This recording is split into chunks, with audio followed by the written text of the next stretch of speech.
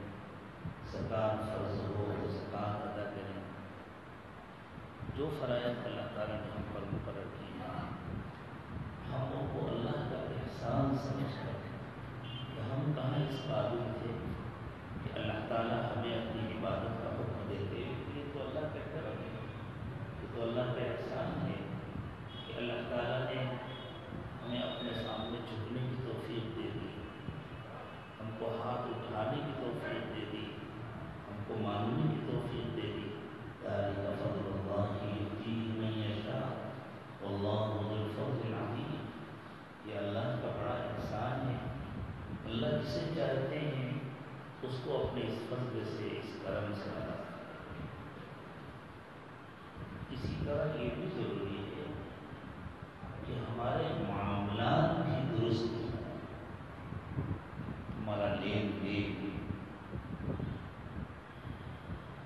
ہم جو معاملات کرتے ہیں، کسی سے خریدتے ہیں، کسی کے ہاتھ بیچتے ہیں، ادائیگی کے لیے کسی سے وعدہ کرتے ہیں، کبھی نقد خریداری کرتے ہیں، کبھی ادھار خریداری کرتے ہیں، ہمارے سارے معاملات ایسے ہوں جیسے اللہ کے نبی صلی اللہ علیہ وسلم نے حضرات صحابہ کرام کو سکھایا۔ رسول اللہ صلی اللہ علیہ وسلم صحابہ کرام کے پورے دین کی نگرانی فرماتے تھے،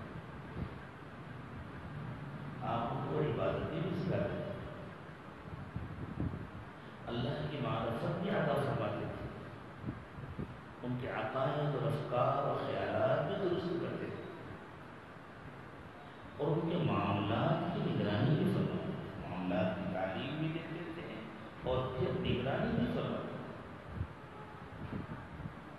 حدیث میں آتا ہے ایک مرتبہ اللہ کے رسول صلی اللہ علیہ وسلم مدینہ طیبہ کے بازار میں تشریف لے گئے۔ اللہ کے نبی صلی اللہ علیہ وسلم نے مسلمانوں کا الگ سے بازار لگوایا تھا۔ پہلے مدینے کے بازار پر یہودیوں کا قبضہ تھا، پوری مدینے کی معیشت گویا ان کے ہاتھ میں تھی۔ کچھ وقت گزرنے کے بعد اللہ کے نبی صلی اللہ علیہ وسلم نے مسلمانوں کے لیے الگ بازار قائم کیا تاکہ شہر کی معیشت ایمان والوں کے ہاتھ میں آئے۔ حضور اکرم صلی اللہ علیہ وسلم نے حضرات صحابہ کرام کو مسجد میں بیٹھ کر تجارت کرنا سکھایا، کاروبار کرنا سکھایا، اور یہ بتلایا کہ اگر تم نے اللہ کی مرضی کے مطابق اور میری ہدایات کے مطابق کاروبار کیا تو اس کاروبار سے تم کو صرف دنیا میں ہی نفع حاصل نہیں ہوگا، اس سے تم کو آخرت میں بھی اتنا نفع ہوگا کہ تم سوچ نہیں سکتے۔ ارشاد فرمایا التاجر الصدوق الامین مع النبیین والصدیقین، جو اپنے کاروبار میں سچ بولے گا، امانت دار ہوگا، اپنے وعدے پورے کرے گا، کوالٹی میں چوری نہیں کرے گا، کسی کو دھوکہ نہیں دے گا، کسی کو بھیجا پریشان نہیں کرے گا، تو دنیا میں تو اللہ تعالیٰ اس کے کاروبار کو چمکائیں گے ہی، دنیا میں تو اس کو خوب برکت ملے گی ہی۔ اگر صرف اتنا فرما دیتے رسول اکرم صلی اللہ علیہ وسلم کہ اللہ تعالیٰ برکتوں سے اس کا گھر بھر دیں گے، تو یہ بھی کوئی معمولی وعدہ نہیں تھا، لیکن فرمایا دنیا کے نفع کے ساتھ ساتھ، دنیا کی برکتوں کے ساتھ ساتھ قیامت کے دن یہ سچا اور امانت دار تاجر انبیاء اور صدیقین کے ساتھ کھڑا کیا جائے۔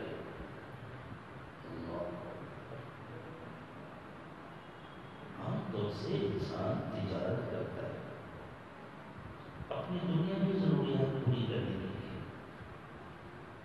اپنا اور اپنے بچوں کا پیٹ بھرنے کے لیے،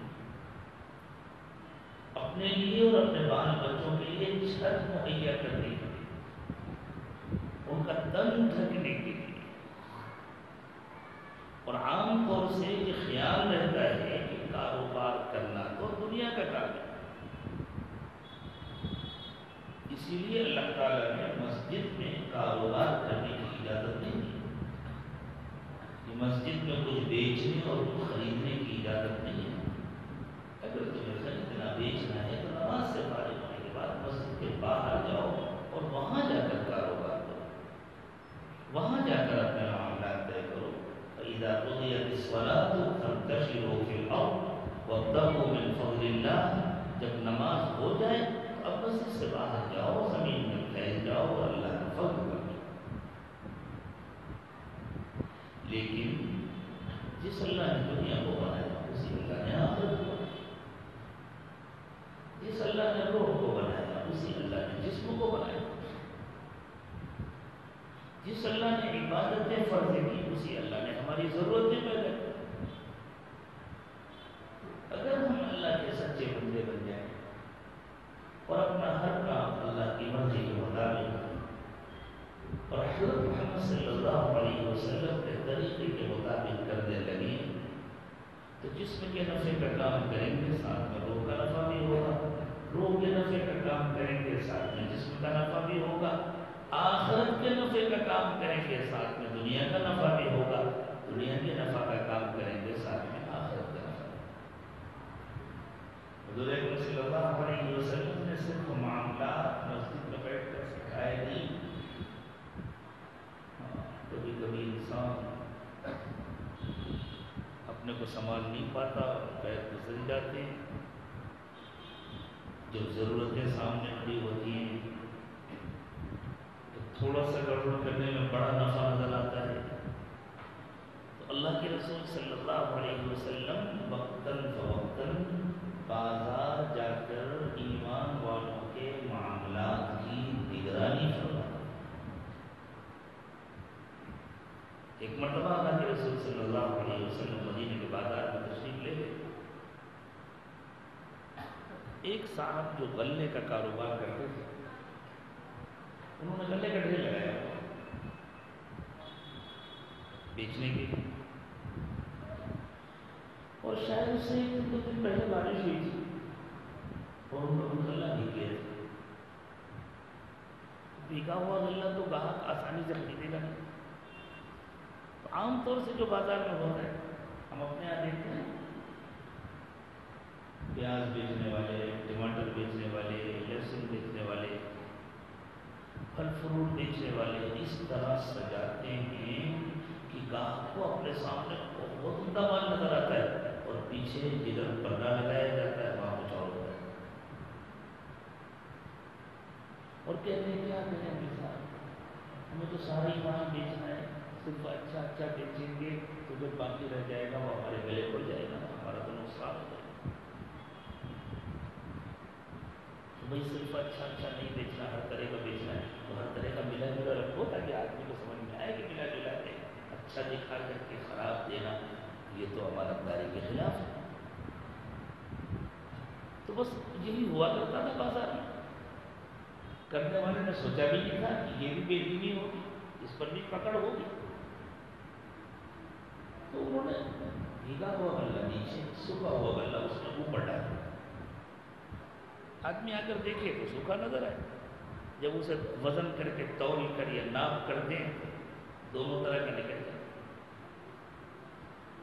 حضور اکرم صلی اللہ علیہ وسلم کو اندازہ تھا شاید آپ بارش کے بعد اسی لیے تشریف لے گئے ہوں گے، آج مجھے اس کمزوری کا علاج اللہ کے نبی صلی اللہ علیہ وسلم حضرات صحابہ کرام کی ایسی نگرانی فرماتے تھے کہ ایسی نگرانی کوئی شفیق باپ بھی اپنے بچوں کی نہیں کر سکتا۔ جیسے بچوں کو انگلی پکڑ پکڑ کر چلنا سکھایا جاتا ہے، اللہ کے رسول صلی اللہ علیہ وسلم نے اس طرح صحابہ کرام کی انگلی پکڑ پکڑ کر اللہ کے راستے میں چلنا سکھایا، اور وہ وراثت رسول اکرم صلی اللہ علیہ وسلم کی آج تک چلی آ رہی ہے۔ شرط یہ ہے کہ ہم کسی کو اپنی انگلی پکڑائیں تو تاکہ وہ ہم کو چلنا سکھائے۔ حضور اکرم صلی اللہ علیہ وسلم کو صورت حال کا اندازہ، آپ تشریف لے گئے اور آپ نے غلے کے ڈھیر کے اندر ہاتھ ڈالا، اب جب ہاتھ باہر نکالا تو اندر سے بھیگا ہوا گیا۔ دونوں نے یہ کیا، اوپر سوکھا اندر بھیگا۔ انہوں نے عرض کیا حضور اللہ بھی کیا تھا، ہم لوگ اسی طرح ملا جلا کے بیچ دیتے ہیں، الگ الگ کریں گے تو بڑا نقصان ہے۔ حضور نے فرمایا من غش فلیس منا، جو دھوکہ دے وہ ہم سے اپنا رشتہ نہ رکھے۔ اللہ، وہ تو گھبرا گئے ہوں گے کہ نہیں اللہ کے رسول، ہمیں تو آپ سے اپنا رشتہ رکھنا چاہے ہمارا گھر مل جائے، ہمارا نفع ہو یا ہمارا نقصان ہو۔ یہ بہت سخت وعید ہے، اس کو ہم اسی طرح سمجھیں جیسے ایک ماں اپنے بچے سے کہے اچھا یہ کام کرو گے تو پھر ہم سے بات نہ کرنا۔ بچے کے لیے اس سے بڑی کوئی سزا نہیں ہو سکتی۔ ماں کہتے ہیں کہ ہم سے بات نہ کرنا، ہم تم سے بولیں گے نہیں، ہم کو اپنی شکل نہ دکھانا، اس لیے کہ بچے کے دل میں ماں کی بے پناہ محبت ہوتی ہے۔ وہ کہتا ہے امی آپ مار لیجئے، آپ ڈانٹ لیجئے، آپ کوئی سزا دے لیجئے، لیکن بولنا نہ کیجئے۔ اللہ کے رسول صلی اللہ علیہ وسلم نے بعض موقعوں پر یہ جو جملہ ارشاد فرمایا، واقعی جس کو اللہ تعالیٰ نے ایمان کی لذت عطا فرما دی ہے وہ تو اس کو برداشت نہیں کر سکتا کہ حضور اکرم صلی اللہ علیہ وسلم فرمائے کہ ایسی غلطی کرو گے تو ہم سے رشتہ مت رکھنا۔ اللہ ہم سب کو اپنا اور اپنے نبی صلی اللہ علیہ وسلم کا پکا رشتہ نصیب کرے۔ تو اللہ کے نبی صلی اللہ علیہ وسلم نے فرمایا کہ یہ معاملات بھی دین کا حصہ ہے۔ پھر ہم لوگ جو آپس میں رہتے ہیں اس رہنے سہنے میں جو ایک دوسرے کے ساتھ برتاؤ ہوتا ہے، ہمارے آپس کے رہنے کو معاشرت ہے، اور ہمارے ایک دوسرے کے ساتھ جو برتاؤ ہوتا ہے اس کو اخلاق ہے۔ کوئی ہم سے ملنے آیا، ہم نے اس کے سلام کا مسکرا کر جواب دیا یا 14 کونے کا منہ بنا کر جواب دیا، وہ بھی اتنا افسوس کرے کہ کہاں آیا آئندہ کبھی نہیں۔ اور ہم کسی سے ملنے گئے، اب وہ بیچارہ بیمار ہے، کسی تکلیف میں ہے، پریشانی میں ہے، لیکن ہم یہ چاہ رہے ہیں کہ نہیں وہ تو ہماری ہی مرضی کے مطابق ہم سے ملاقات کرے، جتنی دیر ہم چاہیں اتنی دیر بیٹھا رہے اور جتنی دیر ہم چاہیں اتنی دیر بات چیت کرے۔ یہ سارے کام اخلاقیات میں آتے ہیں۔ تو اللہ کے رسول صلی اللہ علیہ وسلم نے یہ بتایا کہ تمہارے اخلاق کا درست ہونا یہ بھی تمہارے دین کا حصہ ہے، اور تمہاری معاشرت کا درست ہونا یہ بھی تمہارے دین کا۔ حضور اکرم صلی اللہ علیہ وسلم اپنے گھروں میں تشریف لے جاتے، کئی کرتے آپ کے، تو وہاں آپ نے ہٹو بچوں کا ماحول نہیں بنایا ہوا کہ پتہ نہیں کون آ گیا، سب ڈر جائیں، گھبرا جائیں، بچے بھی سہم جائیں، کوئی شیر آ گیا ہے، کوئی جنگل کا درندہ آ گیا۔ رسول اکرم صلی اللہ علیہ وسلم اپنے گھروں میں نہایت مہربان شوہر بن کر جاتے تھے، نہایت شفیق باپ بن کر جاتے تھے، رفیق حیات بن کر جاتے تھے، زندگی کے ہمدرد اور محبت کرنے والے ساتھی بن کر گھر تشریف لے جاتے۔ کتنی مرتبہ ایسا ہوا کہ آپ نے دیکھا کہ آج تو اہلیہ محترمہ بہت مصروف ہیں، انہیں موقع ہی نہیں مل سکا کہ گھر میں جھاڑو لگا دیں، وہ بیچاری دوسرے کاموں میں مصروف ہیں، کھانا پکانے میں یا کسی اور کام میں، یا ان کی کوئی طبیعت ناساز ہے۔ تو آپ آ کر ناراض نہیں ہوئے، گھر گندا پڑا ہوا ہے، تم نے صاف بھی نہیں کیا، آپ نے جھاڑو اٹھائی صاف کیا۔ اللہ میرے سب سوال بنا ایسا باپ بنا۔ کتنی مرتبہ ایسا ہوا کہ آپ نے دیکھا گھر میں کھانا پکنا ہے، وقت کم ہے، اہلیہ روٹی بنانے کی تیاری کر رہی ہیں، آپ نے فرمایا اچھا ٹھیک ہے تم دوسرے کام کر لو، آٹا گوندھ کر میں دے دیتا ہوں۔ اللہ کے رسول وجہ تخلیق کائنات، فرشتے جن کے دربار میں ادب سے حاضر ہوئے، وہ اپنے گھر میں اپنی اہلیہ محترمہ کو آٹا گوندھ کر دے، کپڑا پھٹ گیا، ضروری نہیں ہے کہ اہلیہ ہی بیٹھ کر کے اس کو سیے، ان کو موقع مل گیا انہوں نے سل دیا، انہیں نہیں موقع ملا، آپ نے سوئی دھاگا لیا، خود سی لیا، اپنے ہاتھوں سے دیوبند لگا لیتے تھے، اپنے ہاتھوں سے اپنے جوتے درست کر لیتے تھے، اپنے ہاتھوں سے اپنے گھر کا کام کر لیتے تھے۔ گھر میں بکری پلی ہوئی ہے، کسی کو موقع نہیں ملا کہ اس کا دودھ نکالے، کام کرنے میں لگے ہیں، دوسرے افراد دوسرے کام میں لگے ہیں، آپ نے برتن اٹھایا، دودھ نکال کر گھر والوں کو دے دیا۔ یہ وہ معاشرت ہے، یہ گھر میں رہنے کا وہ پیارا طریقہ ہے جو اللہ کے نبی صلی اللہ علیہ وسلم نے ایمان والوں کو سکھایا، خود کر کے دکھایا، اور پھر ارشاد فرمایا خیرکم خیرکم لأہلی وأنا خیرکم لأہلی، تم میں سب سے اچھا وہ ہے جو اپنے گھر والوں کے لیے اچھا ہوتا ہے۔ باہر والوں کے لیے اچھا بننا کچھ زیادہ مشکل نہیں۔ بعض لوگ آتے ہیں بیچارے، حضرت پتہ نہیں کیا بات ہے، گھر جاتے ہی غصہ آتا ہے۔ کیوں آتا ہے؟ اس لیے کہ ابھی دین نہیں آیا۔ باہر آدمی کس پر غصہ ہوگا؟ دکاندار گاہک سے غصہ دکھائے گا، وہ آئے گا نہیں دوبارہ۔ گاہک دکاندار سے غصہ دکھائے گا، وہ چلتا کرے گا، جاؤ بھائی بازار میں اور دکانیں وہاں چلے جاؤ، ضرورت نہیں۔ آج تو کارخانے کا مالک اپنے ملازم سے غصہ دکھائے، وہ دوسرے دن آتے ہی نہیں کام کا، بیٹھے ہوئے ہیں، کوئی ورکر نہیں ہے، کیسے کام؟ ورکر اپنے مالک سے غصہ دکھائے، وہ چھٹی کر دے گا۔ کہاں غصہ دکھائیں؟ ایک ہی جگہ بچی، شوہر نامدار اپنی بیوی سے غصہ دکھائے، وہ بیچاری کہاں جائے گی؟ تو باہر بڑے بااخلاق ہوتے ہیں، گھر پہنچتے ہی غصہ، بات بات پر مزاج بگڑ جاتا ہے۔ اور پھر ہم اپنے کو دیندار بھی سمجھتے ہیں، ہم تو نماز پڑھ جائے، ہم تو تہجد پڑھتے ہیں، ہم تو نوافل پڑھتے ہیں، ہم تو ذکر کرتے ہیں، قرآن پاک کی تلاوت کرتے ہیں، ہم فلاں کام کرتے ہیں، ہم فلاں کام کرتے ہیں۔ ہم ادھورے دیندار ہیں، ابھی ہمارا دین مکمل نہیں ہوا۔ جو جو دین کے کام کرتے ہیں وہ برے نہیں ہیں، لیکن اتنا کرتے ہیں اور گھر کے اندر آ کر اچھے شوہر بن کر نہیں رہتے، اچھے بھائی بن کر نہیں رہتے، اچھے بیٹے بن کر نہیں رہتے، گھر کے اچھے فرد بن کر نہیں رہتے، اچھے باپ بن کر نہیں رہتے، تو ہماری دینداری ادھوری ہے۔ اللہ ہمیں کامل دین نصیب فرمائے۔ تو اللہ نے اور اللہ کے رسول صلی اللہ علیہ وسلم نے ہم کو جو کامل دین سکھایا، اس کا ایک مستقل باب ہے اخلاق۔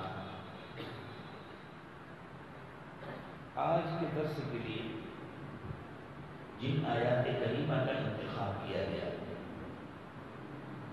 اور یہ انتخاب بھی اس لیے ہوا کہ جب ہم نے آپ کے ساتھ آپ کی اسی مسجد میں مغرب کی نماز پڑھی، تو آج مغرب کے امام صاحب نے نہیں آیات کریمہ کی تلاوت کی، تو دل میں بات آئی، کچھ تو عرض کرنا ہے، اللہ کی کوئی بات پہنچانی ہے، سنانی ہے۔ یہ ہماری زندگی کی ایک بہت بڑی ضرورت ہے۔ جب اللہ تعالیٰ نے امام صاحب کے دل میں ڈال دیا اور ان کی زبان سے اس کی تلاوت کرا دی، تو آج اسی پر گفتگو ہو۔ اللہ کرے کہ ہمارے اخلاق بھی درست ہو جائے اور ہماری زندگی کا ہر شعبہ درست ہو جائے۔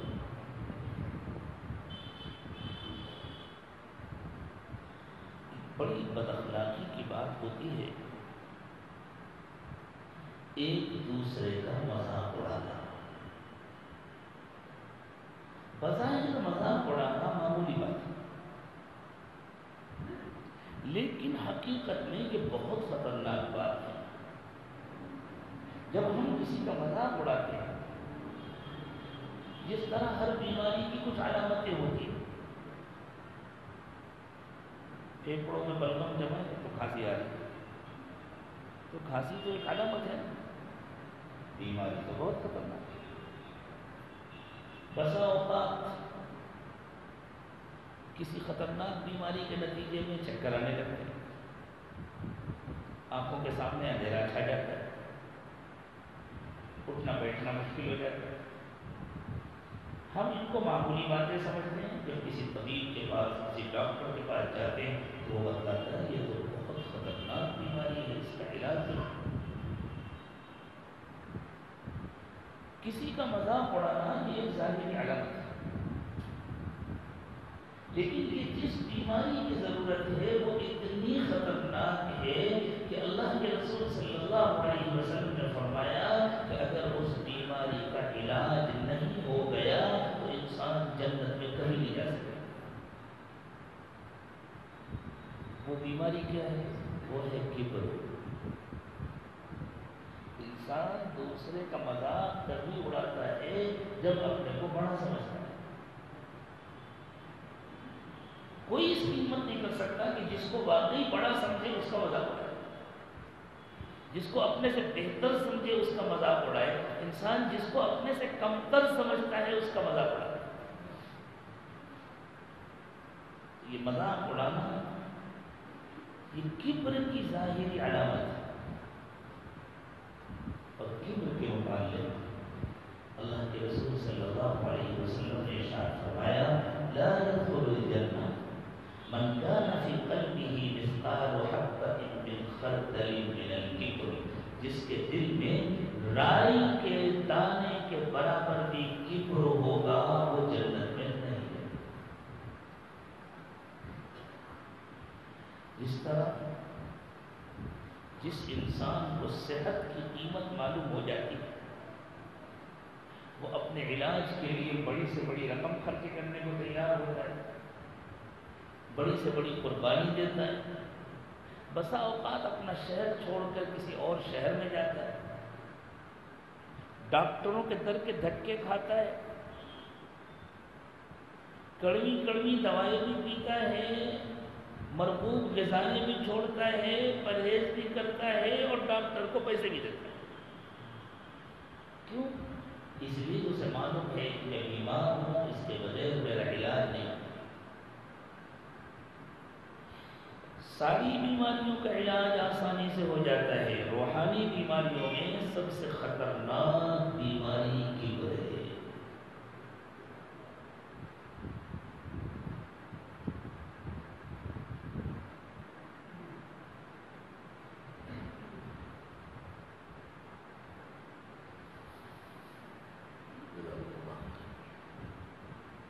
یہ کبر ایسی بیماری ہے کہ اگر اس کا علاج نہ ہوا تو انسان کا جتنا علم بڑھتا ہے اتنا کبر بڑھتا ہے، جتنی عبادت بڑھتی ہے اتنا کبر بڑھتا ہے، جتنی دولت بڑھتی ہے اتنا کبر بڑھتا ہے، جتنی عزت اور شہرت بڑھتی ہے اتنا کبر بڑھتا ہے۔ یہ بیماری بڑھتی رہتی ہے۔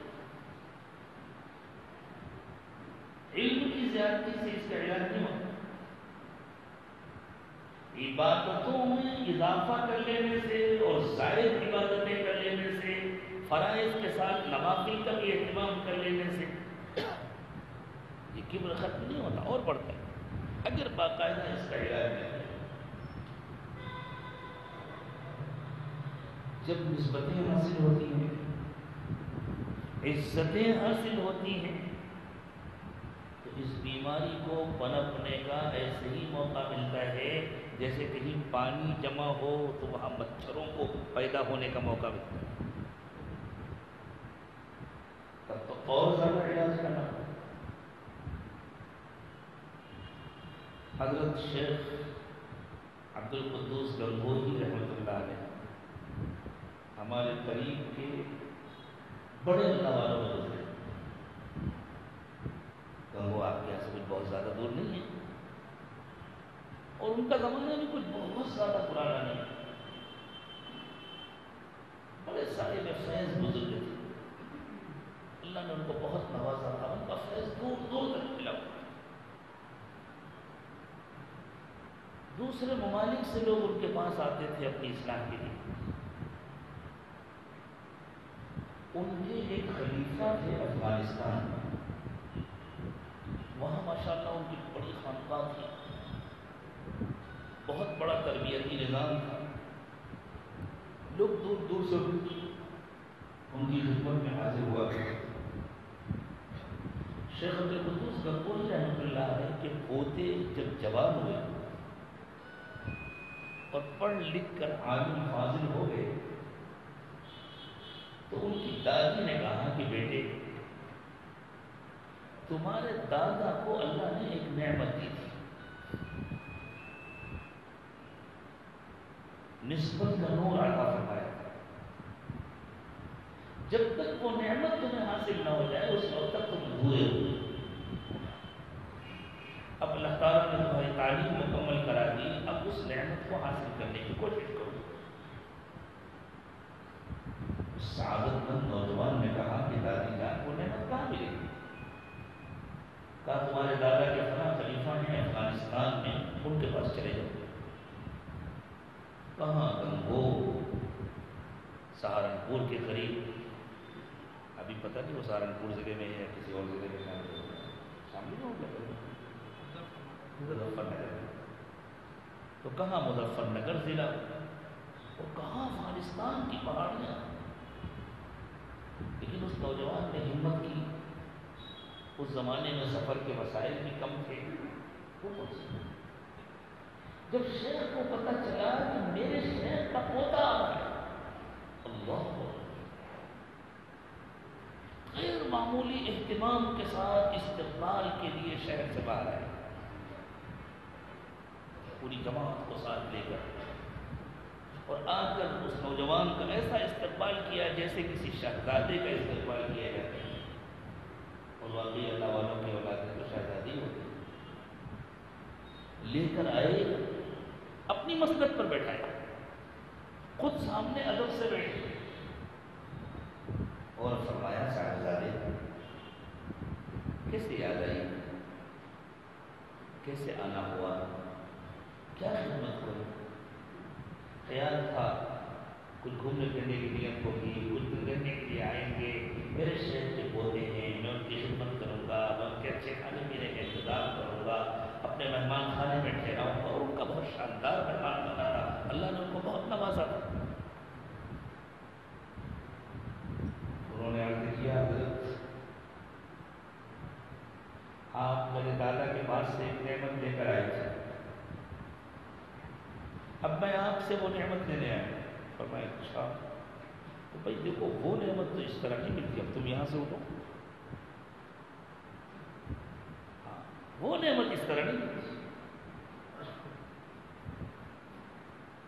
چلو جس طرح سب لوگ کام کرتے ہیں تم بھی کام پر لگ جاؤ۔ سمجھ گئے؟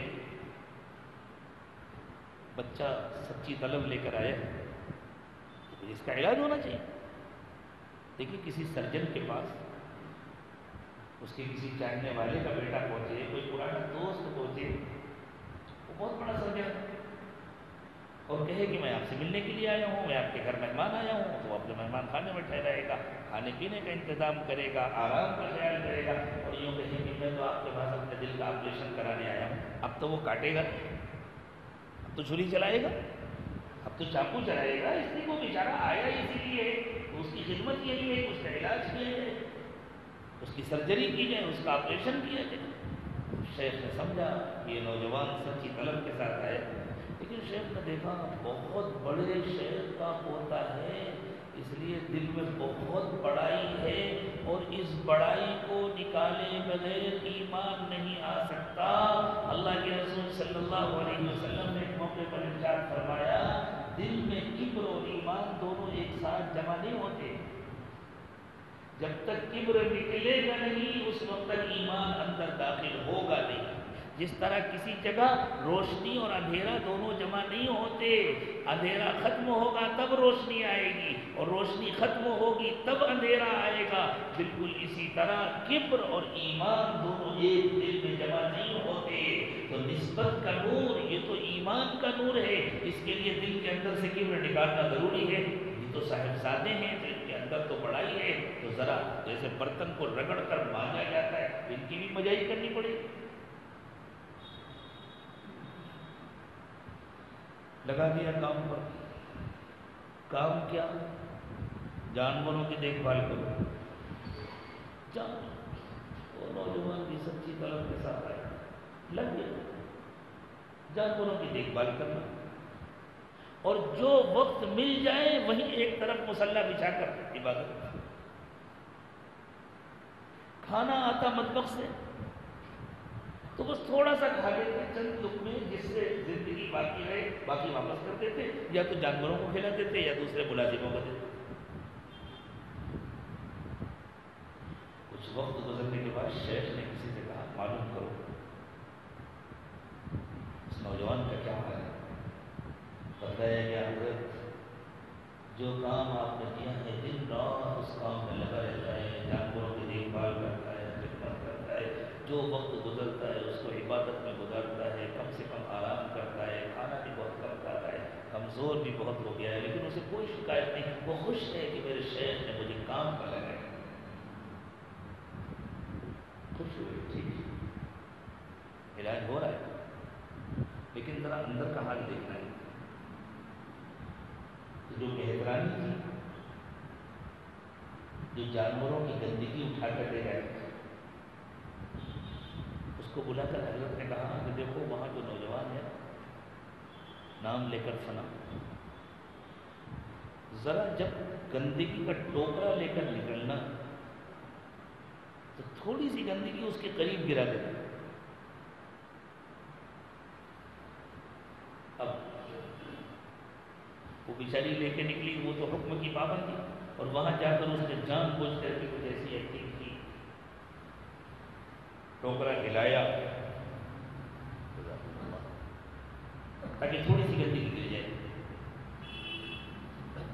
اب جو گندگی گری اور صاحب نے دیکھا، ان سے کہاں برداشت ہوتا، بچپن سے پاکی صفائی کا اہتمام کیا تھا، وہی سیکھا تھا.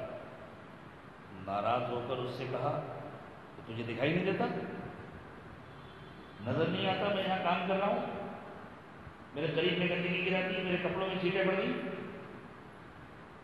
افغانستان ہے، گنگو ہوتا تو تجھے بتلاتا،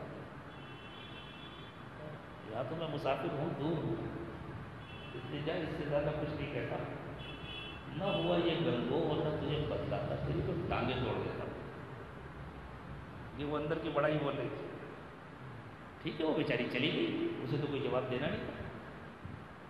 شیخ نے پوچھا کیا ہوا، بتایا حضرت ایسا ایسا ہوا. ہاں ابھی اندر جراثیم بہت ہیں. کچھ دن اور گزرے، توجہ بھی فرما رہے ہیں، دعائیں بھی کر رہے ہیں کہ اللہ میرے شیخ کا پوتا ہے، اس کو جلدی سے کام کا بنا دیجیے. علاج بھی ہو رہا ہے. پھر کچھ دنوں کے بعد مہربانی سے کہا کہ اب تو ایسا کرنا پورا ٹوکرا ہی اس کے اوپر گرا دینا. اب وہ جو نکلی اور جان بوجھ کر اس نے کچھ اپنا پیر ایسا ہلایا کہ ایک طرف خود گری، ایک طرف ٹوکرا گرا، اور ٹوکرا اس کے اوپر گرا. شیخ عبد القدوس گنگوہی رحمۃ اللہ علیہ کے پوتے پر، وہ تو ہم سب کے سروں کا تاج ہیں، تو اس وقت کے حالات بتائے جا رہے ہیں. جب گرا وہ جلدی سے اٹھے اور اٹھ کر کے اس سے کہا کہ ارے تمہاری چوٹ تو نہیں لگی؟ وہ اتنی محنت سے ٹکڑے کے سب بھرا تھا، اب تمہیں پھر بھرنا پڑا. لو میں بھر دیتا ہوں. اٹھا کے وہ سب ٹوکرے میں ڈالنا شروع کیا. اپنی فکر نہیں ہے، اس کی فکر ہے تمہاری چوٹ تو نہیں لگ گئی. لو دیکھو میں نے یہ سب پھر سے جمع کر دیا، لو میں ہاتھ لگا کے اٹھوا دیتا ہوں، تمہارے سر پہ رکھا دیتا ہوں، لے لو. شیخ کو اطلاع ملی، شیخ نے فرمایا ہاں الحمدللہ کام ہو گیا،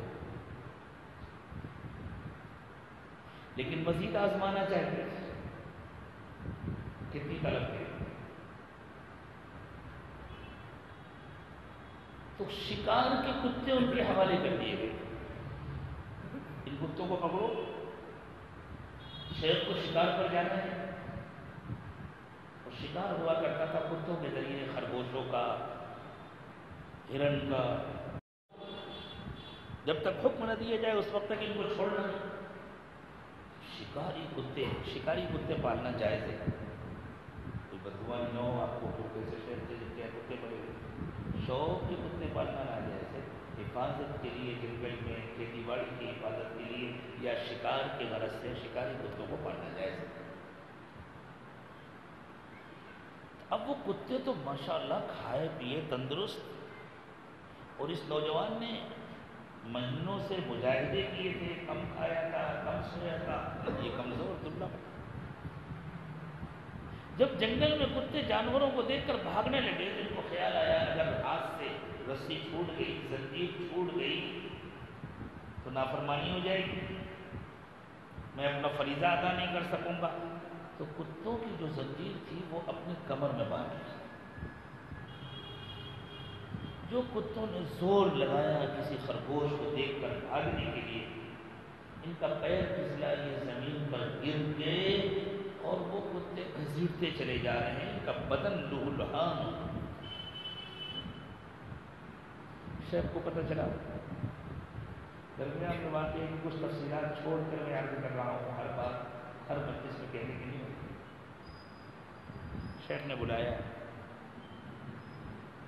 کہا جاؤ غسل کر کے آؤ، کپڑے بدل کر آؤ۔ غسل کر کے آئے، کپڑے بدل کے آئے، اپنا عمامہ اتارا، سر پہ رکھا، کہا بیٹے تم میرے لیے شہزادی ہو، میرے دل میں تمہاری بڑی محبت ہے، لیکن میں کیا کروں، میری مجبوری تھی۔ تم جو نعمت لینے آئے تھے وہ نعمت گندے برتن میں مل نہیں سکتی تھی، تمہارے دل کو صاف کرنا ضروری تھا، اس لیے میں جو کچھ بھی کر رہا تھا خدمت سمجھ کے کر رہا تھا۔ اب یہ تمہارے دادا کی نعمت تمہارے حوالے، اور پھر نور نسبت منتقل کر کے اجازت الخلافت دے کر کے ان کو گنگو واپس۔ اس زمانے کا بہت بڑا مسئلہ ہے کہ ہم یہ سمجھتے ہیں کہ ہم نے تو پڑھ لکھ لیا، یا ہم تو دیندار بن گئے، عبادت گزار بن گئے، تو اب ہماری اصلاح کی کوئی ضرورت نہیں ہے، ہمارے علاج کی کوئی ضرورت نہیں ہے، اور اس طرح ہماری بیماریاں اندر اندر پنپتی رہتی ہیں اور بڑھتی رہتی ہیں۔ کبر بہت خطرناک بیماری ہے، کبر کا علاج کرانا پڑتا۔ حضرت مولانا رشید احمد گنگوہی رحمۃ اللہ علیہ، اسی گنگو کے رہنے والے، بعد کے بزرگ، کتنے بڑے اللہ والے ہوتے ہیں، لیکن وہ اتنے بڑے اللہ والے تو بعد میں ہوئے، پہلے تو وہ زبردست عالم تھے، فارغ ہو چکے تھے، فقہ اور حدیث کے اپنے وقت کے امام تھے۔ ایک دن خیال آیا کہ بھائی تھانہ بھون میں بہت بڑے بزرگ رہتے ہیں، چل کر ملنا چاہیے، کم از کم اپنے لیے دعا تو کرانی چاہیے۔ تھانہ بھون آئے، حضرت حاجی امداد اللہ مہاجر مکی رحمۃ اللہ علیہ سے ملاقات ہوئی۔ حاجی صاحب نے دیکھ لیا بڑا قیمتی ہیرا ہے، تھوڑی سی تراش خراش کی ضرورت ہے، کاش کی ہاتھ لگ جائے تو اس کو تراشیں۔ جب ملاقات کے لیے جانے لگے تو حاجی صاحب نے فرمایا کہ میاں رشید احمد آج رات ہمارے پاس رک جاؤ۔ تو انہوں نے عذر کیا کہ حضرت رک تو جاؤں، لیکن میرا مسئلہ یہ کہ یہاں جو لوگ رہتے ہیں ان کا اور تو کوئی کام دھندہ ہے نہیں، تو وہ اپنا پڑے رہتے ہیں، روٹیاں توڑتے ہیں، اللہ اللہ کرتے ہیں، اور کوئی کام ہی نہیں ہوتا۔ میں کوئی ایسا بیکار بندہ تھوڑی ہوں، مجھے جا کر سبق پڑھانا ہے، تو میں رات میں جاگ نہیں سکتا۔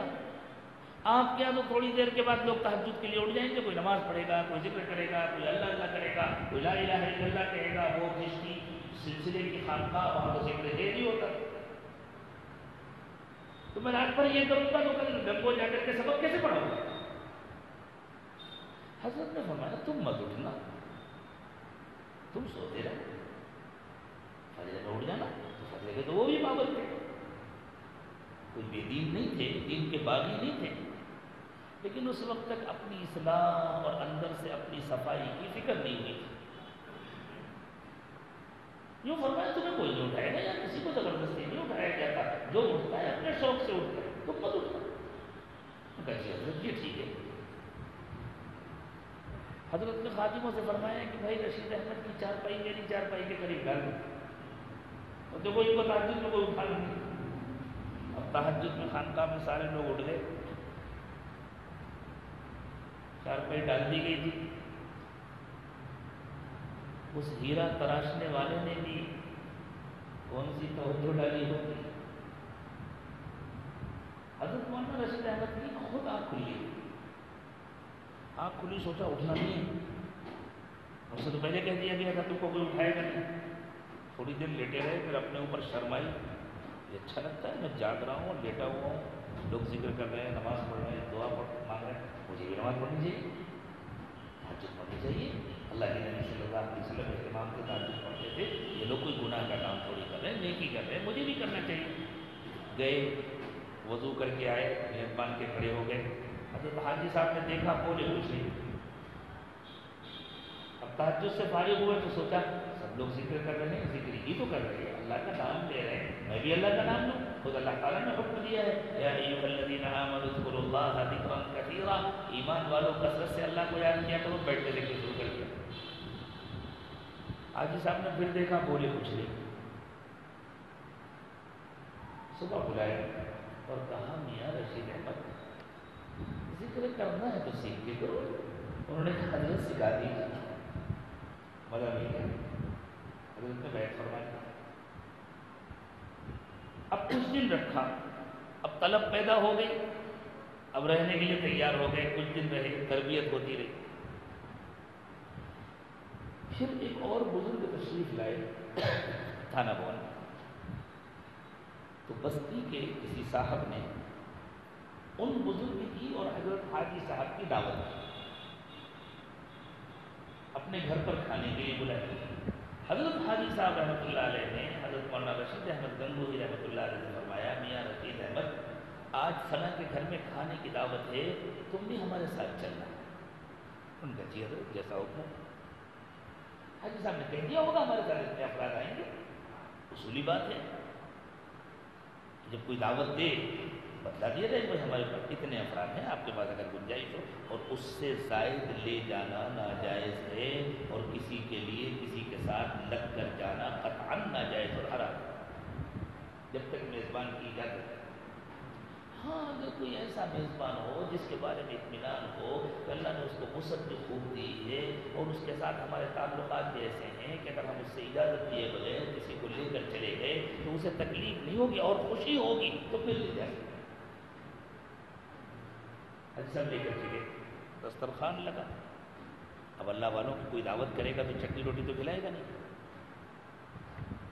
صاحب خانہ نے اپنی حیثیت کے مطابق اہتمام کیا، اس میں گوشت بھی تھا، مرغی بھی تھی، سبزی بھی ہوگی، دال بھی ہوگی، ساری چیزیں۔ جب کھانا لگ گیا تو حضرت حاجی صاحب نے ایک پلیٹ اٹھائی، اس پر روٹی رکھی، تھوڑی سی دال رکھی، اور حضرت مولانا رشید احمد گنگوہی رحمۃ اللہ علیہ کو دیا ہاتھ میں۔ مجھے تھوڑا سا شبہ ہو رہا ہے کہ یہ پلیٹ میں رکھ کے دیا یا روٹی ہی پر دال رکھ کے دیا، دال بھی سوکھی سوکھی ہوتی تھی، روٹی پر رکھ دیا، اور فرمایا ادھر کنارے بیٹھ جاؤ اور کھا لو۔ اللہ اکبر، کتنا بڑا امتحان تھا، ساتھ میں لے کے آئے، انہوں نے درخواست نہیں کی تھی کہ ہمیں لے چلیے، خود سے لے کر کے آئے، اور یہاں اتنی بڑی بے عزتی کر رہے ہیں، دسترخوان پر ساتھ میں بیٹھنے بھی نہیں دے رہے، کنارے کنارے بیٹھ جاؤ اور کھا لو۔ انہوں نے چپ چاپ دال روٹی لی اور خاموشی کے ساتھ بسم اللہ پڑھ کے کھانا شروع کر دیا، آرام سے کھایا۔ ادھر ماشاء اللہ مرغا بھی ہے، گوشت بھی ہے، کباب بھی ہے، بریانی بھی ہے، ہر قسم کے کھانے ہیں، اور یہ دونوں حضرات کھا رہے ہیں اور آپس میں ہنس ہنس کر ایک دوسرے سے باتیں کر رہے ہیں، اور حضرت مولانا رشید احمد گنگوہی خاموشی کے ساتھ چپ چاپ بیٹھ کر۔ یہ اصل میں ان کی توہین کرنا مقصود نہیں تھا، جائزہ لینا تھا کہ دل کی صفائی ہو گئی یا نہیں ہوئی۔ اب اس میں وہ نعمت ڈال دی جائے، جیسے برتن کو صاف کیا جاتا ہے، برتن دھل گیا، اب اس میں دودھ ڈال دیا جائے، اگر برتن میں ذرا بھی گندگی ہے تو دودھ پھٹ جائے گا، اس لیے جب تک اطمینان نہ ہو جائے کہ برتن صاف ہو گیا اس وقت تک اس میں دودھ نہیں ڈالا جائے۔ یہ جو ایمان کا نور ہے یہ دودھ سے زیادہ نازک چیز ہے۔ کنکھیوں سے دیکھا کہ چہرے کے پر ناگواری تو نہیں ہے، تو دیکھا بالکل ناگواری، مزید آزمانے کے لیے ناراضگی کے ساتھ فرمایا رشید احمد یہ میرا احسان سمجھو کہ میں نے تم کو دسترخوان کے کنارے پر بیٹھ کر دال روٹی کھانے کی اجازت دے دی، ورنہ تم تو اس قابل تھے کہ میں تم کو جوتیوں میں بیٹھاتا۔ حضرت مولانا رشید احمد کی آنکھوں میں آنسو آ گئے، فرمایا حضرت میں تو اس قابل بھی نہیں ہوں کہ آپ کی جوتیوں میں بیٹھ سکوں، اگر آپ اپنی جوتیوں کے بعد بھی بیٹھنے کی اجازت دیتے تو یہ تو آپ کا کرم اور احسان ہے۔ بس اطمینان ہو گیا کام۔ دیکھو جیسے کبھی ڈاکٹر کے پاس جاتے ہیں نا، تو ڈاکٹر کے پاس ایک ہتھوڑی ہوتی ہے، گئے ہوں گے نا یاد ہو، وہ اسے ٹھوکتا ہے۔ کوئی لوہار اپنی ہتھوڑی سے ٹھوکے تو آپ جھگڑا کریں گے، لیکن ڈاکٹر سے آپ وہ مار کھاتے ہیں آرام سے، کیوں؟ اس لیے کہ اس کا مقصد مارنا نہیں ہوتا، اس کا مقصد جانچنا ہوتا ہے کہ اندر بیماری بچی تو نہیں۔ یہ اللہ والے جو ڈانٹتے ہیں یا کچھ کہتے ہیں، ان کا مقصد جانچنا ہوتا ہے اندر کوئی بیماری بچی تو نہیں۔ وہاں سے خانقاہ واپس آئے اور حضرت مولانا رشید احمد گنگوہی رحمۃ اللہ علیہ کو اجازت اور خلافت دے کر رخصت کیا، پھر وہ قطب عالم بنے۔ پھر وہ ایسے بنے کہ ایک مرتبہ دارالعلوم دیوبند تشریف لائے ہوئے، کوئی مشورہ تھا دارالعلوم کا، حضرت سرپرست تھے، تو کسی نے آ کر کے کہا کہ حضرت چھتہ مسجد میں آپ کا بیان ہو جائے۔ حضرت نے فرمایا نہیں، بیان نہیں ہوگا، اس لیے کہ اگر ان اللہ والوں کو یہ اندازہ ہو جاتا تھا کہ یہ تفریحی بیان کرنا چاہ رہے ہیں، کرانا چاہ رہے ہیں، تو بیان نہیں کرتے تھے۔ اللہ کا نام تفریح میں نہیں لیا جاتا، اللہ کا نام ادب اور احترام سے لیا۔ حضرت نے منع کر دیا، بیان نہیں ہوگا۔ کوئی ناسمجھ تھا، اس نے کہہ دیا جانے دو، بیان ہوگا بھی تو کیا کریں گے، یہی کہیں گے نا اللہ کا کہنا مانو، سنت پر عمل کرو، نماز پڑھو، وہ ہمیں پہلے سے معلوم ہے، اور اس سے زیادہ کیا کریں۔ حضرت کو پتہ چل گیا، حضرت نے فرمایا اعلان کر دو، بیان ہوگا۔ پہلے منع کیا تھا بیان نہیں ہوگا، اب فرمایا اعلان کر دو، بیان ہوگا۔ اعلان ہو گیا، حضرت گنگوہی کا بیان ہوگا، پوری مسجد کھچا کھچ بھر گئی، پیر رکھنے کی جگہ نہیں۔ حضرت آئے، منبر پر بیٹھے،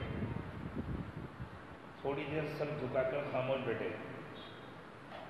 لوگ انتظار کر رہے ہیں کہ حضرت خطبہ پڑھیں گے، بات شروع کریں گے۔ تھوڑی دیر کے بعد حضرت نے سر اٹھایا، فرمایا اللہ،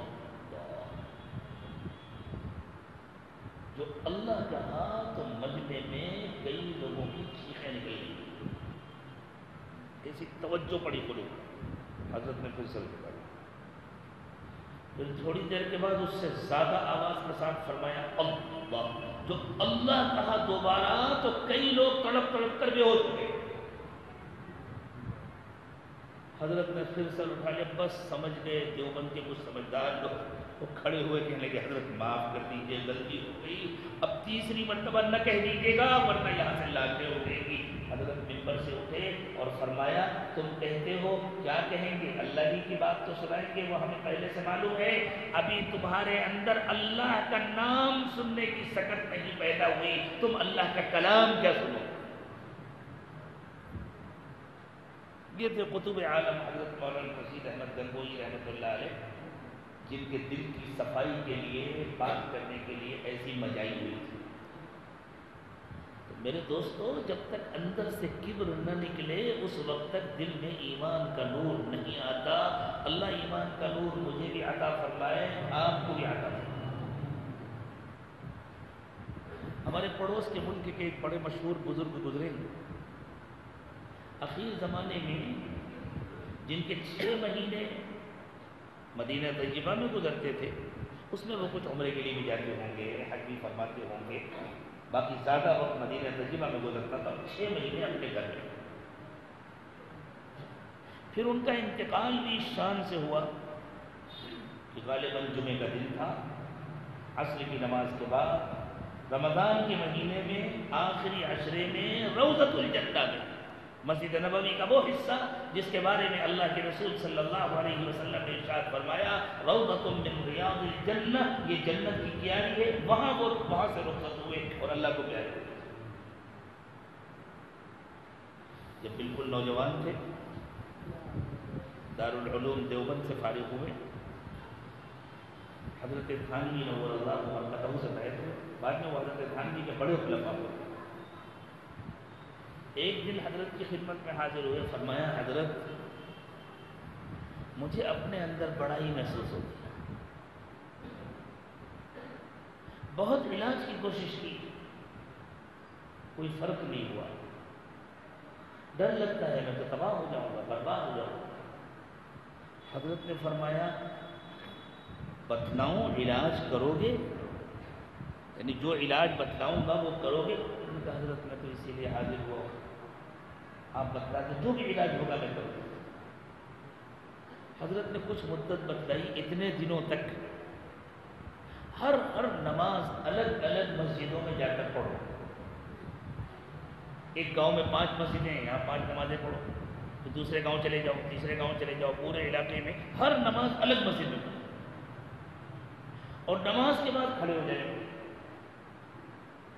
بھائیو ایک درخواست ہے، اب کھڑے ہو جاتے وہ نماز کے بعد۔ حضرت تھانوی نے جو اعلان سکھایا تھا انہیں، لوگ سمجھتے مولوی صاحب کوئی چندے کا اعلان کریں گے، کوئی مسئلہ بتلائیں گے، کسی منکر کی اصلاح کریں گے، کسی معروف کا حکم دیں گے۔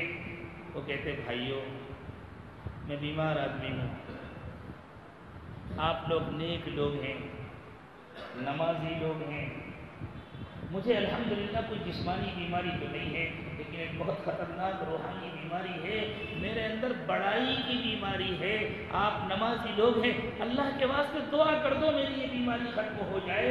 اور حضرت تھانوی نے فرمایا تھا اعلان کے بعد اس مسجد میں رکنا نہیں، فوراً نکلنا، چپل اٹھانا، باقی سنت و نوافل قریب کی کسی اور مسجد میں جا کے پڑھنا، تاکہ کوئی تمہارے پیچھے آنا چاہے تو آ نہ سکے۔ بسا اوقات وہ کسی مسجد میں جا کر یہ اعلان کرتے تھے تو نمازیوں کی چیخیں نکل جاتی تھی کہ یہ بیماری تو ان سے زیادہ ہمارے اندر ہے، اللہ ہمیں بھی اس کی اصلاح کی فکر دے۔ جتنی مدت حضرت تھانوی نور اللہ مرقدہ نے بتلائی تھی، اتنی مدت پوری کر کے جب آئے، حضرت نے جب دل پر نظر ڈالی، دیکھ لیا، دل چمک گیا ہے میرے اس مرید باصفا کا، بلا کر کے سینے سے لگایا، سر پر عمامہ رکھا اور فرمایا جاؤ تمہارا کام ہو گیا، اب اللہ کے بندوں کو اللہ کا نام سے۔ دارالعلوم دیوبند کے طویل مدت تک مسند اہتمام پر متمکن رہنے والی شخصیت حضرت مولانا قاری محمد طیب صاحب رحمۃ اللہ علیہ، جن کو اللہ تعالیٰ نے ظاہر و باطن کی ساری خوبیوں سے نوازا۔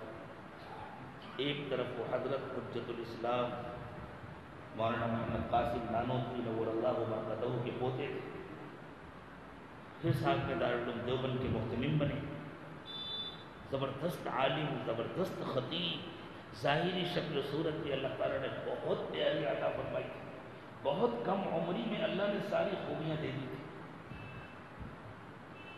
لیکن اللہ ان کی طرح ہم کو بھی اپنی اپنی فکر نصیب فرمائے۔ حضرت تھانوی نور اللہ مرقدہ سے بیعت تھے، خط لکھا حضرت جب اہتمام میں آ کر بیٹھتا ہوں تو مجھے اپنے اندر بڑائی محسوس ہوتی ہے، میں اس سے پریشان ہو رہا ہوں، حضرت کیا کروں؟ حضرت نے فرمایا کچھ دنوں کے لیے کام کسی دوسرے کے حوالے کر کے آپ میرے پاس آ جائیں۔ بلایا تھانہ بہت، اور بلا کر کے کبر کی مذمت کی روایات سنانی نہیں شروع کی۔ فرمایا آپ کی ڈیوٹی یہ ہے یہاں جتنے دن تک رہیں گے دروازے پر کھڑے رہا کریں، اور جتنے لوگ مسجد میں آئیں گے وہ جب اپنے جوتے اتار کر اندر جائیں آپ ان کے جوتے سیدھے کر کے۔ دارالعلوم دیوبند کا محتمم تھانہ بھون کی خانقاہ میں مسجد کے دروازے پر کھڑا ہے اور آنے والوں کی جوتیاں سیدھی کر رہا ہے۔ آنے والوں میں ان کے شاگرد بھی ہیں، ان کی ماتحتی میں کام کرنے والے بھی ہیں، گاؤں دیہات کے اجڑ ان پڑھ گوار لوگ بھی ہیں، ہر قسم کے لوگ ہیں، لیکن شیخ نے علاج تجویز کیا ہے، اس لیے سب کی جوتیاں سیدھی کر رہے ہیں۔ خود سے مت کرے کوئی علاج، اگر خود سے کوئی یہ علاج کرے گا تو اس علاج کے ذریعے سے کبر پیدا ہوگا، دیکھو میں اتنا بڑا ہو گیا، میں سب کی جوتیاں سیدھی کرتا ہوں، اس سے مزید کبر پیدا ہوگا۔ جب شیخ تجویز کرے تب علاج کرے۔ یہ جو اللہ تعالیٰ نے ارشاد فرمایا کہ ایمان والے مردوں اور عورتوں ایک دوسرے کا مذاق نہ اڑایا کرو، کسی کا مذاق اڑانے کا دل تبھی چاہتا ہے جب انسان کے اندر بڑائی ہوتی ہے، وہ اپنے کو بہتر اور دوسرے کو کمتر سمجھتا ہے، اپنے کو بڑا اور اپنے کو اچھا اور دوسرے کو حقیر سمجھتا ہے، اور یہ نہایت خطرناک بیماری ہے۔ اللہ کرے کہ آج ہم میں سے ہر شخص کو اپنی اس بیماری کے علاج کی فکر نصیب ہو جائے۔ ایک بیان سن کر، ایک کتاب پڑھ کر، ایک مجلس میں اس بیماری کا علاج نہیں ہو جایا کرتا، بہت مدت گزرتی ہے اس کے علاج میں، بہت محنت کرنی پڑتی ہے اس کو اپنے اندر سے گھس گھس کر نکالنے میں۔ لیکن جس طرح دنیا کا چھوٹا سفر ہو یا بڑا سفر ہو، پہلا قدم اٹھائے بغیر سفر نہیں شروع ہوتا، بالکل اسی طرح جب تک یہ احساس نہ نصیب ہو جائے کہ میرے اندر خطرناک بیماری ہے، اور جب تک یہ نیت نہ مل جائے کہ اب مجھے اس بیماری کا علاج کرنا ہے، اس وقت تک علاج شروع ہی نہیں ہوتا۔ ارشاد فرمایا یا ایھا الذین آمنوا لا یسخر قوم من قوم، ایمان والو نہ کوئی جماعت کسی جماعت کا مذاق اڑائے، عسى ان یکونوا خیرا منہم، ہو سکتا ہے تم جن کا مذاق اڑا رہے ہو وہ تم سے بہتر ہو، ولا نساء من نساء، اور نہ عورتیں دوسری عورتوں کا مذاق اڑائیں۔ کبھی کبھی مذاق انفرادی ہوتا ہے، ارے ایسا وہ میں اس کو جانتا ہوں، کبھی یہ مذاق اجتماعی ہوتا ہے، ارے ان کا خاندان، میں وہ پورے خاندان کو جانتا ہوں، میں اس پوری قوم کو جانتا ہوں، فلاں قوم تو ایسی ہوتی ہے، فلاں قوم تو ایسی ہوتی ہے، ایسا لگتا ہے بس ساری خوبیاں ہمارے اندر، ہمارے خاندان میں، ہمارے قوم میں، ہمارے وطن، اہل وطن میں ساری خوبیاں ہمارے اندر ہیں اور ساری خرابیاں دوسروں کے اندر ہیں، یہی تو کبر ہے۔ اللہ تعالیٰ چاہتے ہیں کہ ہم کو ہر ایک کے ساتھ حسن ظن نصیب ہو، بدظنی اپنے ساتھ ہو، اپنی ذات کے لیے بدظنی ہو، نہیں میں اچھا نہیں ہوں، میرے اندر بہت کمزوریاں ہیں اور فلاں کے اندر تو بہت خوبیاں ہیں، یا کم از کم کیا پتا اس میں کتنی خوبیاں ہوں، مجھے تو پتہ ہے۔ عسى ان يكن خيرا منهن، نہ مرد کسی کا مذاق اڑائیں، ہو سکتا ہے جن کا مذاق اڑا رہے ہوں وہ ان سے بہتر ہوں، نہ عورتیں کسی کا مذاق اڑائیں، ہو سکتا ہے جن کا مذاق اڑا رہے ہوں وہ ان سے بہتر ہوں۔ ولا تلمزوا انفسکم، اور دیکھو ایک دوسرے کو برا مت کہا کرو، ولا تنابزوا بالالقاب، اور دوسروں کے برے نام مت رکھا کرو۔ کسی کی آنکھ میں تکلیف ہو گئی، سب نے اس کو کانا کہنا شروع کر دیا،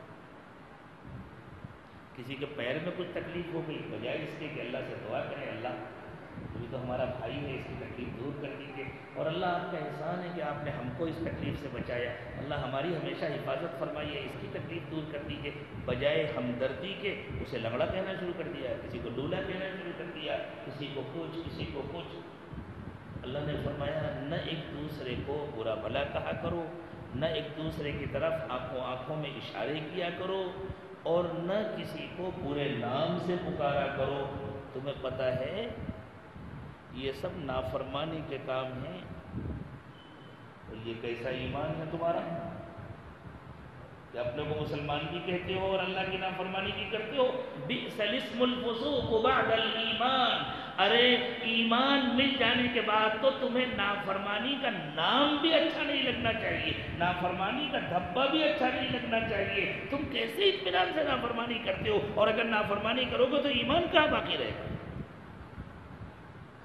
اللہ تعالیٰ نافرمانیوں سے ایمان ختم ہو جاتا ہے، تو نام بھی نام رہ جاتا ہے ایمان کا، اندر ایمان کا کوئی کام نہیں ہوتا۔ وَمَن لَّمْ يَتُبْ فَأُولَٰئِكَ هُمُ الظَّالِمُونَ۔ اللہ اکبر، کتنے مہربان ہیں اللہ، آخری وقت تک کس طرح دروازہ کھلا رکھتے ہیں۔ فرمایا جو توبہ نہیں کرے گا. کیا مطلب جو توبہ نہیں کرے گا؟ اب تک یہ غلطی ہو گئی تھی، ہوتی تھی، کر لو توبہ، معاف کر دیں گے. توبہ کر لو، معاف کر دیں گے. مایوس مت ہو، اللہ سے مانگ لو اور اپنے غلطی کا اعتراف کر لو اور مان لو اللہ یہ غلطی تو ہم سے ہوتی تھی اور واقعی ہمارے اندر بہت بڑائی ہے، اللہ ہمیں معاف کر دیجیے، ہم آپ سے سچی توبہ کر رہے ہیں. ہم اپنی اس بیماری کا علاج کرائیں گے، کسی کے پاس جائیں گے جیسے جسمانی ڈاکٹر کے پاس جاتے ہیں، جسمانی معالج کے پاس جاتے ہیں، کسی روحانی معالج کے پاس جائیں گے، اپنا علاج کرائیں گے. اللہ علاج تو ہونے میں وقت لگے گا لیکن ہم اپنے کو روک کر رکھیں گے، کنٹرول کر کے رکھیں گے. اب آئندہ کسی کا مذاق نہیں اڑائیں گے، اب آئندہ کسی کے بارے میں پورے الفاظ زبان سے نہیں نکالیں گے، کسی کی طرف اشارہ نہیں کریں گے، نہ انگلیوں سے اشارہ کریں گے نہ آنکھوں سے اشارہ کریں گے.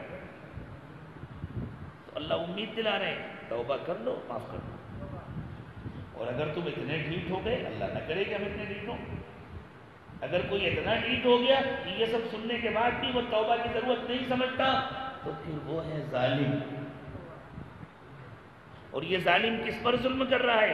نہ اللہ پر، نہ اللہ کے رسول پر، نہ کسی اور پر. یہ ظالم اپنے اوپر ظلم کر رہا ہے. وَمَا ظَلَمُونَا وَلَكِنْ كَانُوا أَنفُسَهُمْ يَظْلِمُونَ. اللہ نے ایسے ظالموں کے بارے میں فرمایا یہ ہم پر ظلم نہیں کرتے، یہ اپنے آپ پر ظلم کرتے ہیں. اللہ ہماری حفاظت فرمائے اس سے کہ ہم اپنے آپ پر ظلم کریں. اللہ کرے کہ آج اس مجمع کا کوئی فرد، گھروں میں بیٹھ کر سننے والی عورتوں میں سے کوئی عورت اور دور بیٹھ کر سننے والوں میں سے بھی کوئی فرد ظالم بن کر اس مجلس سے واپس نہ جائے. ہم سب تائب بن کر جائیں، اللہ سے اپنا رشتہ درست کر کے جائیں. فرمایا وَمَن لَّمْ يَتُبْ فَأُولَٰئِكَ هُمُ الظَّالِمُونَ. جو لوگ اب بھی توبہ کرنے کو تیار نہیں ہیں وہ سب ظالم ہیں. يَا أَيُّهَا الَّذِينَ آمَنُوا اجْتَنِبُوا كَثِيرًا مِّنَ الظَّنِّ. لوگوں بہت بدگمانیاں مت کیا، یہ بھی ایک بیماری ہے. دو آدمی ادھر کھڑے ہو کر بات کرنے لگے تو ہم نے سمجھا ہمارے ہی خلاف کر رہے ہیں. کوئی کال ریسیو کرنے کے لیے مسجد سے باہر چلا گیا، میرے ہی بارے میں کسی کو فون کر رہا ہو. یہ بھی ایک بیماری ہوتی ہے اور ایسا انسان بہت پریشان ہوتا ہے، خود بھی پریشان ہوتا ہے، اپنے گھر والوں کو پریشان کرتا ہے، اپنے دوست احباب کو پریشان کرتا ہے، اپنی دنیا بھی برباد کرتا ہے، اپنی آخرت بھی برباد کرتا ہے. یا ایھا الذین آمنوا اجتنبوا کثیرا من الظن. اے ایمان والو بہت بدگمان مت رہو. بسا اوقات ایسا ہوتا ہے کسی نے ایک اچھی بات ہم سے کہی، ہم نے بدگمانی میں اس کو غلط معنی پہنا دیا، اس کا یہ مطلب ہوگا، اس کا یہ مقصد ہوگا. اب وہ بیچارہ صفائی دے رہا ہے اور ہم سننے کو تیار نہیں، اب ماننے کو تیار.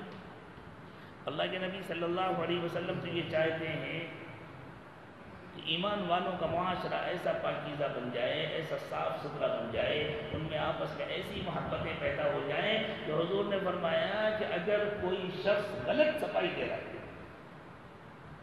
اس نے غلطی کی تھی، غلط بات کہی تھی اور اب وہ کہہ رہا نہیں میرا تو یہ مقصد نہیں تھا، میں نے تو یہ سوچا بھی نہیں تھا، بس زبان سے ایسے ہی نکل گیا تھا، میں نے تو بے خیالی میں کہہ دیا تھا، اور تمہیں معلوم ہے کہ یہ بات بنا رہا ہے، غلط کہہ رہا ہے، لیکن گویا ایک طرح سے معذرت تو کر رہا ہے نا، وہ اس کا اظہار تو کر رہا ہے کہ ہاں اس بات کو میں بھی غلط سمجھتا ہوں. اگر کوئی اسی مقصد سے کہے تو وہ غلط ہے اور وہ بات کو ختم کرنا چاہتا ہے. حضور نے فرمایا کہ اگر کوئی اپنا غلط عذر پیش کر رہا ہے لیکن یہ پتہ چل رہا ہے کہ وہ اس عذر کے ذریعے بات کو ختم کرنا چاہتا ہے، تو جو اس کے عذر کو قبول نہ کرے وہ حوض کوثر پر میرے پاس نہ آئے.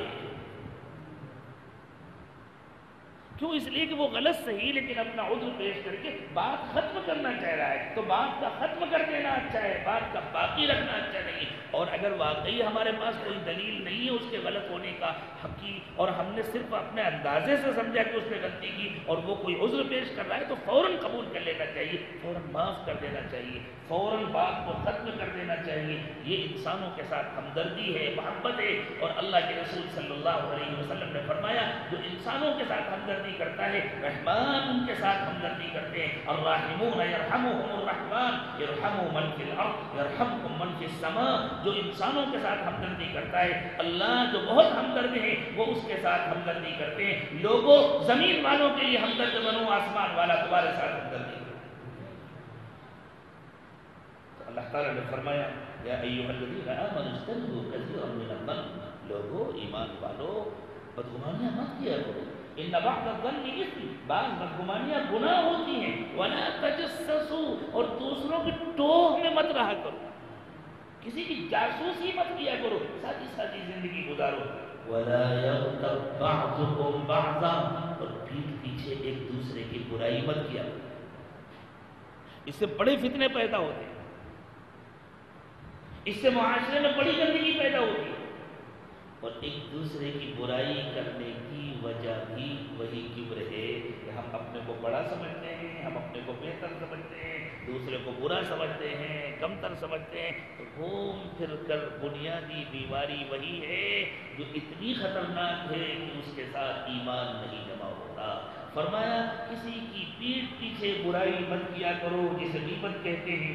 ایحب احدکم ان یاکل لحم اخیہ میتا فکرہتموہ، کیا تم میں سے کوئی اس کو پسند کرے گا کہ وہ اپنے مردہ بھائی کا گوشت کھائے؟ تم یقیناً اسے ناپسند کرو گے۔ کسی کی پیٹھ پیچھے برائی کرنا یہ ایسا ہے جیسے وہ مر گیا اور تم نے اس کا گوشت کھایا۔ واتقوا اللہ، لوگ اللہ سے ڈرو، اللہ ہم سب کو اپنا ڈر نصیب فرمائے، اپنا تقوی نصیب فرمائے۔ یہ جو لفظ ہے نا واتقوا اللہ، لوگوں اللہ سے ڈرو، یہ تو ایسا دہلا دینے والا ہے، ایسا گھبرا دینے والا ہے کہ اس کو سننے کے بعد جب انسان کو اپنے گناہ بھی یاد آئیں گے، میں نے فلاں کی برائی کی تھی، میں نے فلاں کی پیٹھ پیچھے غیبت کی تھی، اللہ کہہ رہے مجھ سے دبا میرا کیا ہوگا، مجھے تو اللہ کے پاس جانا ہے، کیا ہوگا؟ اللہ اپنے بندوں اور بندیوں کو مایوس نہیں کیا کرتے۔ اللہ پولیس والوں کی طرح صرف پکڑ کر پٹائی نہیں کرتے، صرف سزا نہیں دیتے، اللہ تعالیٰ کو سزا دینے کے مقابلے میں معاف کرنا زیادہ پسند ہے۔ اللہ تو اپنے بندوں اور بندیوں کو اچھا بنانا چاہتے ہیں، اس لیے یہ ڈرا دینے والا لفظ واتقوا اللہ، اس کے بعد فوراً فرمایا ان اللہ تواب الرحیم، اللہ بہت توبہ قبول کرتے ہیں، بہت مہربان ہے۔ یعنی اگر معافی مانگ لو گے، اپنے کو بدلنے کا ارادہ کر لو گے، اطمینان کے ساتھ گھر واپس جاؤ، اللہ سب معاف کرے، اللہ بہت توبہ قبول کرتے ہیں، بہت معاف کرتے ہیں۔ اللہ نہیں معاف کریں گے تو کون معاف کرے گا؟ وَمَن يَغْفِرُ الذُّنُوبَ إِلَّا اللَّهُ، سزا تو اس کو دیتے ہیں جو ڈٹائی کے ساتھ گناہ کرتا ہے۔ اللہ ڈٹائی سے ہماری حفاظت فرمائے، اور اللہ آج کی مجلس میں ہم سب کو سچی پکی توبہ نصیب فرمائے۔ وآخر دعوانا ان الحمد للہ رب العالمین۔ اللہ کی طرف متوجہ ہو جائیں، دعا فرمائیں۔ سبحان ربی العلی العظیم، اللهم صل على سيدنا محمد وعلى آل سيدنا محمد وبارك وسلم۔ ربنا ظلمنا انفسنا وان لم تغفر لنا وترحمنا لنكونن من الخاسرين۔ پروردگار اعظم، ہم آپ کے عاجز کمزور بندے ہیں، ہمارے دل بہت گندے، اللہ ہمارے دلوں کی گندگی کو دور فرما دیجیے، اللہ ہمارے اندر سے بڑائی کھرچ کھرچ کر نکال دیجیے، اللہ ہمارے دلوں میں تو بہت بڑائی بیٹھی ہوئی ہے، اللہ اس بڑائی کو لے کر کے، اس جھوٹی بڑائی کو لے کر آپ کے پاس کیسے حاضر ہوں گے، آپ کو کیا منہ دکھائیں گے؟ اللہ اس جھوٹی بڑائی کے ساتھ تو نہ ایمان جمع ہوتا ہے، نہ جنت کا داخلہ ملتا ہے، اللہ ہم اپنا نقصان کر رہے ہیں، ہم اپنے آپ کو دھوکہ دے رہے ہیں، اے اللہ ہم کو ہمارے نقصان سے بچا دیجیے، اللہ ہماری کامل اصلاح فرما دیجیے، اللہ ہمارے دلوں کو دھو دیجیے، پاک کر دیجیے، صاف کر دیجیے، اللہ ہم آپ سے آج توبہ کر رہے ہیں۔